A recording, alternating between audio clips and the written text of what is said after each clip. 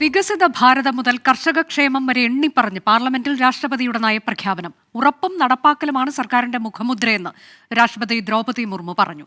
പാർലമെന്റിൽ വനിതകളുടെ പങ്കാളിത്തം വർദ്ധിച്ചു. മൂന്നാം തവണയും NDAയിൽ ജനങ്ങൾ വിശ്വാസമർപ്പിച്ചു. പുതിയ സർക്കാർ ഐതിഹാസിക തീരുമാനങ്ങളെടുക്കുമെന്നും ബജറ്റ് ചരിത്രപരമാകുമെന്നും രാഷ്ട്രപതി പറഞ്ഞു. വീണ്ടും സ്പീക്കറായി തെരഞ്ഞെടുക്കപ്പെട്ട ഓം ബിർളയെയും മൂന്നാം മോദി സർക്കാരിനെയും രാഷ്ട്രപതി അഭിനന്ദിച്ചു. इस बार भी महिलाओं ने बढ़ चढ़कर मतदान में हिस्सा लिया है। दुनिया देख रही है कि भारत के लोगों में लगातार तीसरी बार स्थिर और स्पष्ट बहुमत की सरकार बनाई है। लोगों ने मेरी सरकार पर लगातार तीसरी बार भरोसा जताया है। मजबूत और निर्णायक सरकार में विश्वास, सुशासन, स्थिरता और निरंतरता में विश्वास, ईमानदारी और कड़ी मेहनत में विश्वास, सुरक्षा और समृद्धि में विश्वास, सरकार की गारंटी और डिलीवरी पर विश्वास, विकसित भारत के संकल्प में विश्वास. ആർ രാധാകൃഷ്ണൻ വിശദാംശങ്ങളുമായി. ആർക്കെ എന്തൊക്കെ വിഷയങ്ങൾ പരാമർശിച്ചുകൊണ്ടായിരുന്നു സംയുക്ത സമ്മേളനത്തെ രാഷ്ട്രപതി അഭിസംബോധന ചെയ്തത്?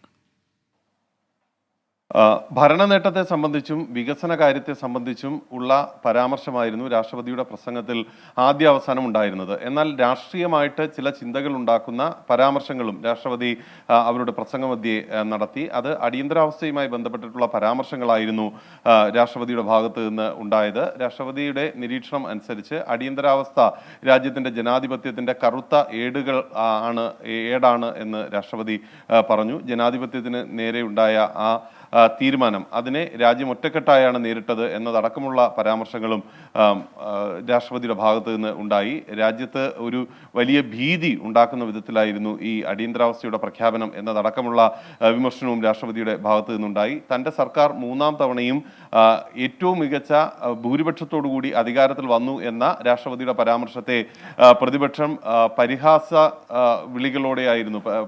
ബഹളങ്ങളോടെയായിരുന്നു സഭയിൽ നേരിട്ടത്. രാഷ്ട്രപതിക്ക് പിന്നാലെ ഉപരാഷ്ട്രപതിയും ഹ്രസ്വമായിട്ടുള്ള ഒരു അഭിസംബോധന സഭയിൽ നടത്തി, സംയുക്ത സഭയെ നടത്തി. അതിൽ സ്പീക്കറെ രണ്ടാം തവണയും സ്പീക്കറായിട്ട് തിരഞ്ഞെടുത്ത ഓം ബിർളയെ അഭിനന്ദിച്ചു. ഒപ്പം അദ്ദേഹവും ഈ അടിയന്തരാവസ്ഥയുമായി ബന്ധപ്പെട്ടിട്ടുള്ള പരാമർശം നടത്തി. അടിയന്തരാവസ്ഥ രാജ്യത്തിന്റെ കറുത്ത ഏടാണ് എന്നതടക്കമുള്ള പരാമർശങ്ങളാണ് ഉപരാഷ്ട്രപതിയുടെ ഭാഗത്ത് നിന്ന് ഉണ്ടായത്. ഏതായാലും ഈ പ്രത്യേക സമ്മേളനത്തിലെ രാഷ്ട്രപതിയുടെ